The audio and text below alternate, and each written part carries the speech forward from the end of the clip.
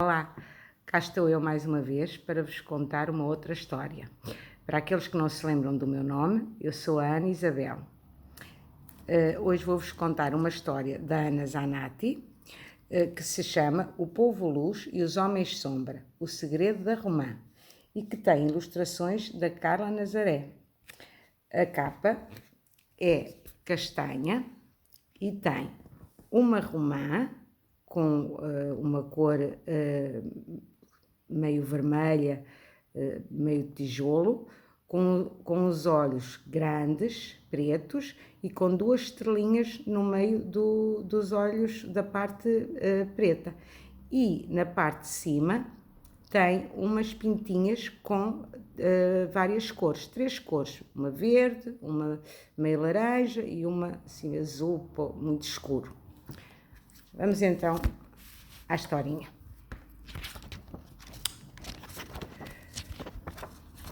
Em tempos muito antigos, reinava em toda a terra uma paz impressionante. Eram tempos felizes, em que a vida era uma constante alegria para todos os seus habitantes. Por terem os olhos tão brilhantes como as estrelas e à sua volta haver sempre um halo luminoso devido às suas brilhantes ideias, eram conhecidos pelo nome de Povo Luz. Ninguém sabia o que era o medo, a vingança ou o castigo. Não havia olhos assustados, nem tristes, nem mãos estendidas a mendigar, porque não havia pobres, nem ricos, nem dinheiro.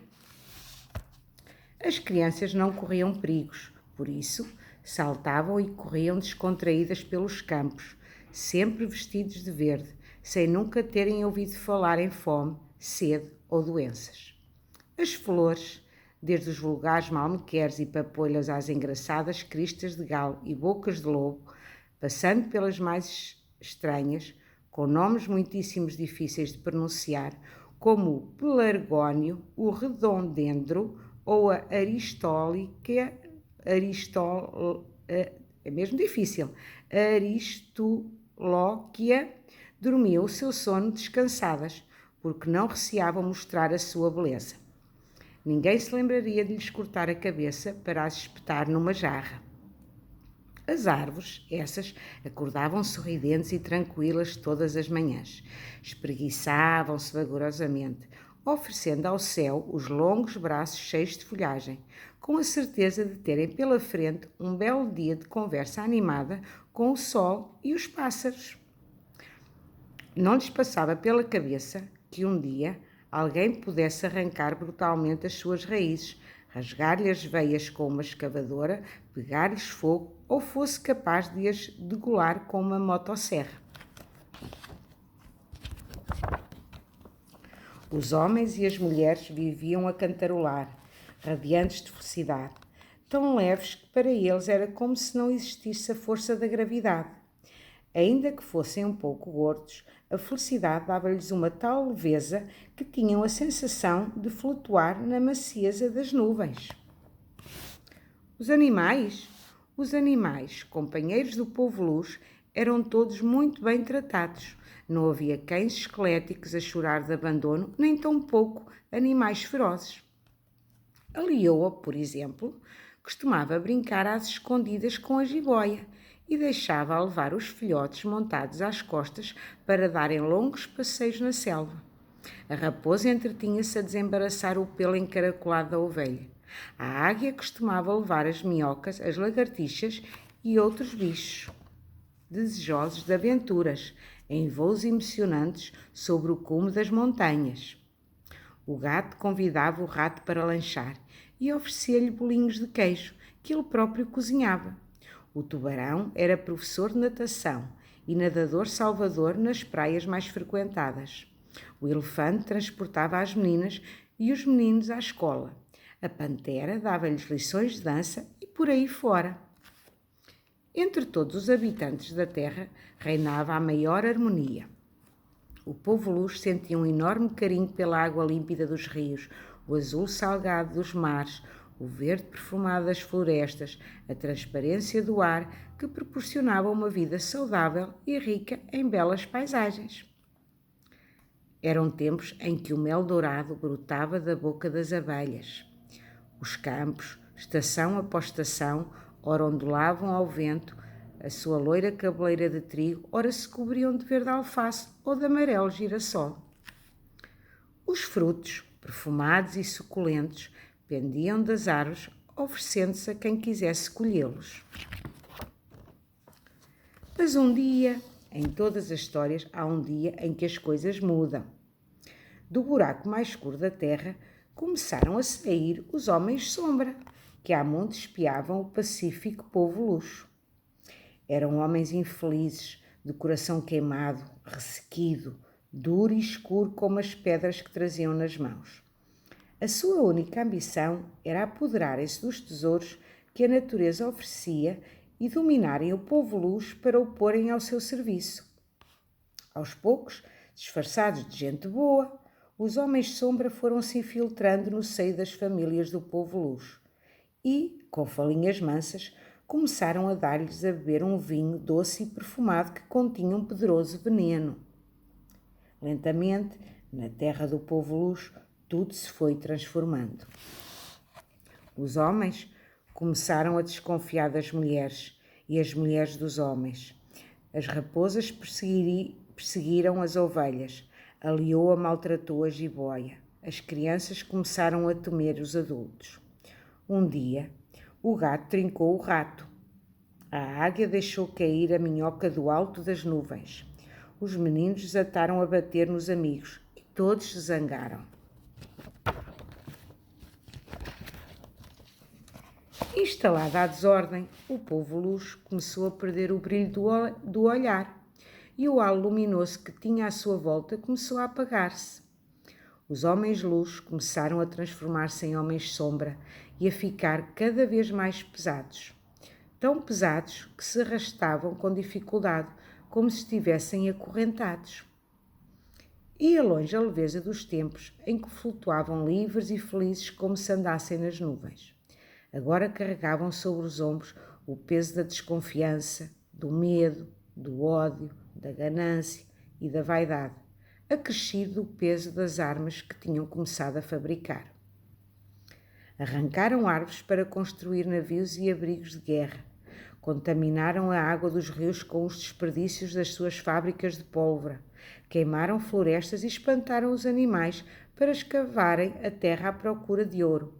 Taparam o sol com a poeira das suas ofensas. Uma enorme tristeza abatia sobre todos. Uma tristeza tão grande, tão insuportável, que, para não verem nos espelhos a sua triste figura, os ricos se mascaravam com jiboias e com joias e bebiam vinhos estranhos, a que chamavam néctar do esquecimento. E os pobres sonhavam ser ricos para poderem comprar os mesmos artifícios que os fariam esquecer-se da sua própria miséria.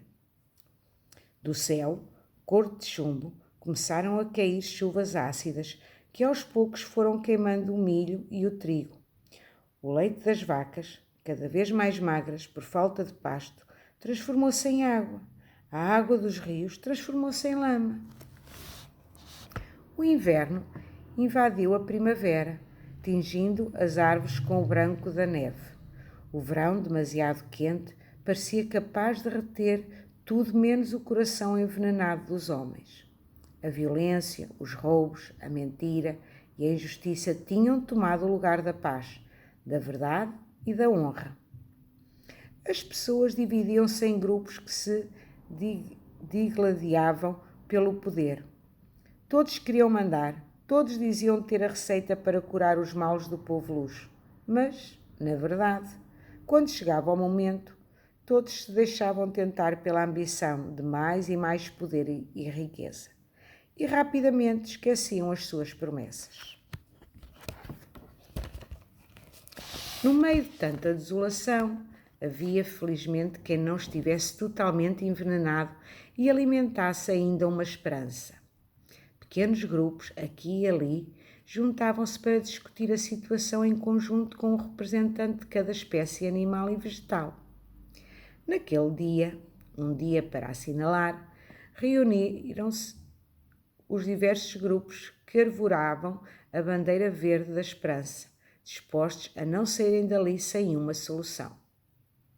Homens, mulheres, crianças, representantes de todas as raças, reuniram-se com os representantes das espécies de animais e de plantas que tinham conseguido sobreviver à devastação. A solução está em comprarmos mais armas para nos defendermos, espingardeou o embaixador da Pistolândia. Psst, psst, fez a Joaninha voa-voa, empoleirada na coroa de uma romã. Não concordo. A solução é criar riqueza, gritou Salomão, o primeiro-ministro da Orolândia. Psst, psst. Nem uma coisa nem outra, afirmou o perentório Al-Rabin Adar, o rei da Petrolândia. Só se conseguirmos ser donos de todo o petróleo, poderemos reinar. Psst, psst, continuava a Joaninha voa-voa, mas ninguém a ouvia. Cá para mim, resolvia tudo à dentada, zorrou o burro Menelau da Burrolândia. Todos se puseram a falar ao mesmo tempo. Silêncio, silêncio! Assim não nos entendemos, piou Platão, o sábio mocho. Espera, Platão, relinchou Aquiles Calcanhar. Eu acho que nós, os representantes da Cavalolândia, isto são mesmo nomes difíceis, já viram? Podemos resolver sozinhos a questão sem partir os dentes nem recorrer a armas de fogo. Ao coice e à patada, corremos com quem está a mais. Psst, psst, a Joaninha voa-voa levantou uma pata para alguém lhe dar a vez, mas não lhe ligaram. E por que não formamos antes um exército de baleias? O nosso tamanho impõe respeito a qualquer um, disse sempre o hada à baleonice. Mas têm uma pele muito escorregadia e, além disso, não se aguentam fora d'água durante muito tempo. Ainda se fôssemos nós, com as nossas escamas, respondeu o jacaré Marlene Bela Boquinha, que por acaso era uma fêmea. A força da nossa cauda e das nossas mandíbulas é temível, melhor do que qualquer arma. Psst, psst, a Joaninha voa-voa estava agora em pontas dos pés, num difícil equilíbrio sobre o bico mais alto da coroa da romã. Ninguém pareceu ouvi-la, a não ser o mocho Platão. Alguém disse alguma coisa? Perguntou ele. Eu, adiantou-se uma voz aflautada, antes que a Joaninha pudesse falar. Eu, Ifigénia, tem-te não caias, uma ilustre representante da Bananolândia. Tenho a dizer, em nome das minhas conterrâneas, que a nossa casca é a melhor das armas. Escorregam todos, ninguém escapa. Estamos dispostas a ficar nuas por uns tempos, até que surte efeito. Abaixo, abaixo, Ninguém estava de acordo. Psst, psst, esganiçou-se outra vez a Joaninha voa-voa à beira de um ataque de nervos. Silêncio, impôs o machado Platão. Cada um espera a sua vez para falar.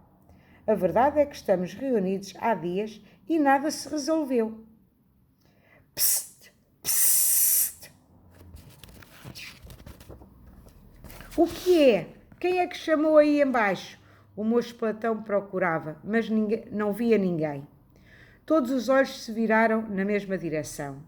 Fui eu, respondeu a Joaninha voa-voa, numa voz tão pequenina como ela. Outros bichos, pessoas e frutos desataram de novo a falar, mas o moço interveio. Silêncio! Aqui todos temos os mesmos direitos. Deixem ouvir a Joaninha. Diz lá a tua justiça e fala alto que te ouvimos mal. A solução está na romã, esganiçou-se ainda mais Joaninha. Na quê? Fala mais alto.